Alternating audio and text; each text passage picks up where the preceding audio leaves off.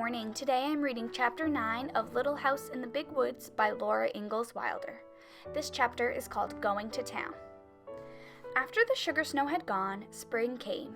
Birds sang in the leafing hazel bushes along the crooked rail fence. The grass grew green again, and the woods were full of wild flowers. Buttercups and violets, thimble flowers, and tiny starry grass flowers were everywhere. As soon as the days were warm, Laura and Mary begged to be allowed to run barefoot. At first, they might only run out around the woodpile and back in their bare feet. Next day, they could run farther, and soon their shoes were oiled and put away. They ran barefoot all day long. Every night, they had to wash their feet before they went to bed. Under the hems of their skirts, their ankles and their feet were as brown as their faces. They had playhouses under two big oak trees in front of the house. Mary's playhouse was under Mary's tree, and Laura's playhouse was under Laura's tree. The soft grass made a green carpet for them. The green leaves were the roofs, and through them they could see bits of the blue sky. Pa made a swing of tough bark and hung it to a large, low branch of Laura's tree. It was her swing because it was in her tree, but she had to be unselfish and let Mary swing in it whenever she wanted to. Mary had a cracked saucer to play with, and Laura had a beautiful cup with only one big piece broken out of it.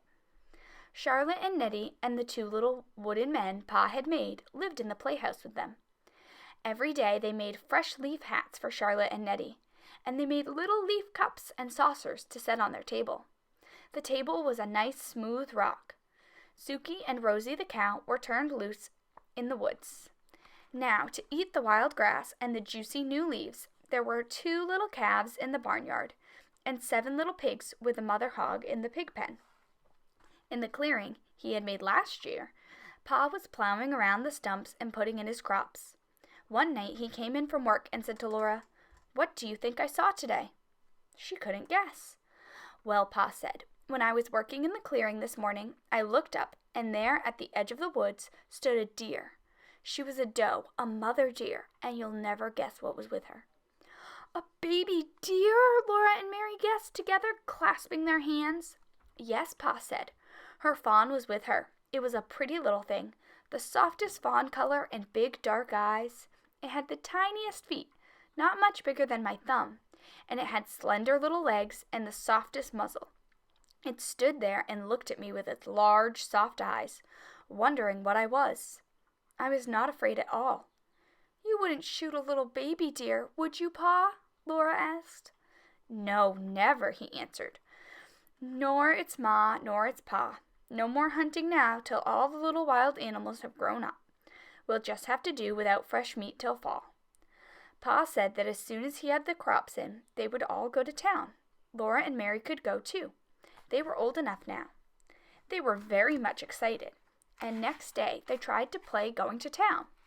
They could not do it very well because they were not quite sure what a town was like. They knew there was a store in town, but they had never seen a store. Nearly every day after that, Charlotte and Nettie would ask if they could go to town. But Laura and Mary always said, "No, dear, you can't go this year. Perhaps next year, if you are good, then you can go." Then one night, Pa said, "We'll go to town tomorrow." That night, though, it was the middle of the week. Ma bathed Laura and Mary all over, and she put up their hair. She divided their long hair into wisps, combed each wisp, and wet a comb and wound it tightly on a bit of rag. There were knobby little bumps all over their heads, whichever way they turned on their pillows. In the morning, their hair would be curly. They were so excited that they did not go to sleep at once. Ma was not sitting with her mending basket as usual. She was busy getting everything ready for a quick breakfast and laying out the best stockings and petticoats and dresses and Pa's good shirt and her own dark brown calico with the little purple flowers on it. The days were longer now. In the morning, Ma blew out the lamp before they finished breakfast. It was a beautiful, clear spring morning. Ma hurried Laura and Mary with their breakfast, and she washed the dishes quickly. They put on their stockings and shoes while she made the beds. Then she helped them put on their best dresses, Mary's china blue calico and Laura's dark red calico. Mary buttoned Laura up the back, and then Mom buttoned Mary. Ma took the rags off their hair and combed it into long, round curls and hung down over their shoulders. She combed so fast that their snarls hurt dreadfully. Mary's hair was beautifully golden, but Laura's was only a dirt-colored brown. When their curls were done, Ma tied their sunbonnets under their chins. She fastened her collars with gold pin, and she was putting on her hat when Pa drove up to the gate. He had curried the horses till they shone. He had swept the wagon box clean and had laid a clean blanket on the wagon seat. Ma, with baby Carrie in her arms, sat up on the wagon seat with Pa, and Laura and Mary sat on a board fastened across the wagon box behind the seat. They were happy as they drove through the springtime woods. Carrie laughed and bounced. Ma was smiling, and Pa whistled while he drove the horses. The sun was bright and warm on the road. Sweet, cool smells came out of the leafy woods. Rabbits stood up in the road ahead, their little front paws dangling down and their noses sniffling, and the sun shone through their tall, twitching ears. Then they bounded away with a flash of little white tail. Twice Laura and Mary saw deer looking at them with their large, dark eyes from the shadows among the trees. It was 7 miles to town. The town was named Pepin and was on the shore of Lake Pepin. After a long time, Laura began to see glimpses of blue water between the trees. The hard road turned to soft sand. The wagon wheels went deep down in it, and the horses pulled and sweated. Often Pa stopped them to rest for a few minutes. Then, all at once, the road came out of the woods, and Laura saw the lake. It was as blue as the sky, and it went to the edge of the world. As far as she could see, there was nothing but flat blue water. Very far away, the sky and the water met, and there was a darker blue line. The sky was large overhead. Laura had never known that the sky was so big. There was so much empty space around her that she felt small and frightened, and glad that Pa and Ma were there. Suddenly, the sunshine was hot. The sun was almost overhead in the large, empty sky, and the cool woods stood back from the edge of the lake. Even the big wood seemed smaller under so much sky. Pa stopped the horses and turned around on the wagon seat. He pointed ahead with his whip. "There you are, Laura and Mary," he said. "There's the town of Pepin." Laura stood up on the board, and Pa held her safe by the arm, so she could see the town. When she saw it, she could hardly breathe. She knew how Yankee Doodle felt when he could not see the town because there were so many horses. Right on the edge of the lake, there was one great big building. That was the store, Pa told her. It was not made of logs. It was made of wide gray boards running up and down. The sand spread all around it.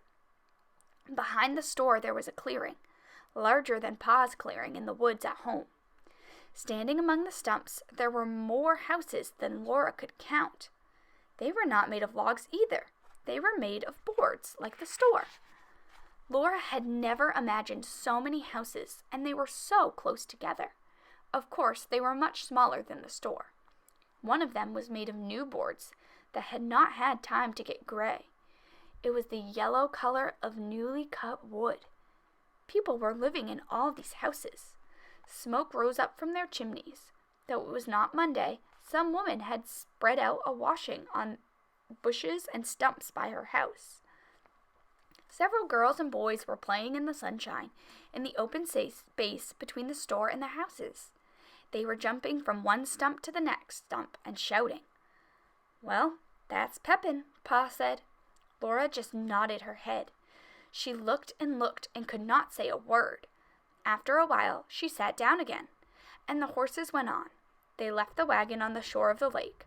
Pa unhitched the horses and tied one to each side of the wagon box. Then he took Laura and Mary by the hand, and Ma came beside them, carrying baby Carrie. They walked through the deep sand to the store. The warm sand came in over the tops of Laura's shoes. There was a wide platform in front of the store, and at one end of its steps went up to it out of the sand. Laura's heart was beating so fast that she could hardly climb the steps. She was trembling all over. This was the store to which Pa came to trade his furs. When they went in, the storekeeper knew him. The storekeeper came out from behind the counter and spoke to him and to Ma, and then Laura and Mary had to show their manners. Mary said, "How do you do?" But Laura could not say anything. The storekeeper said to Pa and Ma, "That's a pretty little girl you've got there," and he admired Mary's golden curls. But he did not say anything about Laura and about her curls. They were ugly and brown. The store was full of things to look at. All along one side of it were shelves full of colored prints and calicos. There were beautiful pinks and blues and reds and browns and purples. On the floor along the sides of the plate counters there were kegs of nails and kegs of round gray shot. And there were big wooden pails full of candy. There were sacks of salt and sacks of store sugar.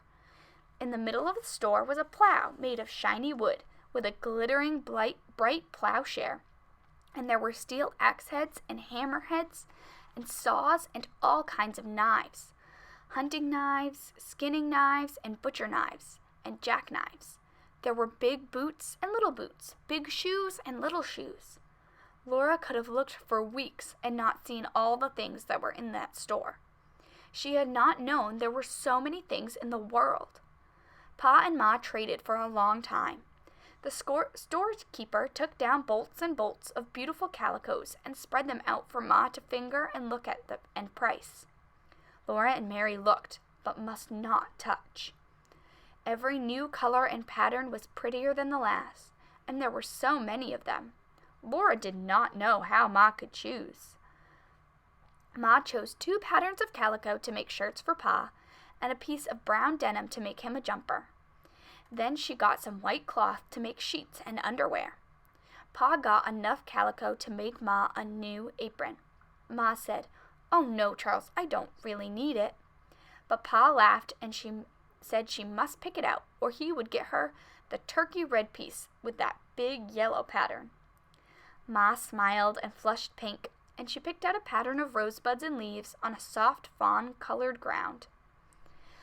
Then Pa got for himself a pair of galoshes and some tobacco to smoke in his pipe, and Ma got a pound of tea and a little paper package of store sugar to have in the house when company came.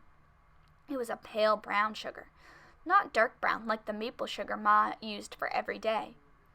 When all the trading was done, the storekeeper gave Mary and Laura each a piece of candy. They were so astonished and so pleased that they just stood looking at their candies. Then Mary remembered and said, "Thank you." Laura could not speak. Everybody was waiting, and she could not make a sound. Ma had to ask her, "What do you say, Laura?" Then Laura opened her mouth and gulped and whispered, "Thank you." After that, they went out of the store. Both pieces of candy were white and flat, and thin with heart-shaped. There was printing on them. In red letters, Ma read it for them. Mary said, "Roses are red, violets are blue, sugar is sweet, and so are you." Laura's said only, "Sweets to the sweet." The pieces of candy were exactly the same size. Laura's printing was larger than Mary's. They all went back through the sand to the wagon on the lake shore. Pa fed the horses on the bottom of the wagon box, some oats he had bought for their dinner. Ma opened the picnic box. They all sat on the warm sand near the wagon and ate bread and butter and cheese, hard-boiled eggs and cookies. The waves of Lake Pepin curled up on the shore at their feet and slid back with the smallest hissing sound. After dinner, Pa went back to the store to talk a while with the other men. Ma sat holding Carrie quietly until she went to sleep, but Laura and Mary ran around the lake shore picking up pretty pebbles that had been rolled back and forth by the waves until they were polished smooth. There were no pebbles like that in the big woods. When she found a pretty one, Laura put it in her pocket, and there were so many, each prettier than the last, and she filled her pocket full. Then Pa called, and they ran back to the wagon, for the horses were hitched up, and it was time to go home. Laura was so happy when she ran through the sand to Pa with all those beautiful pebbles in her pocket.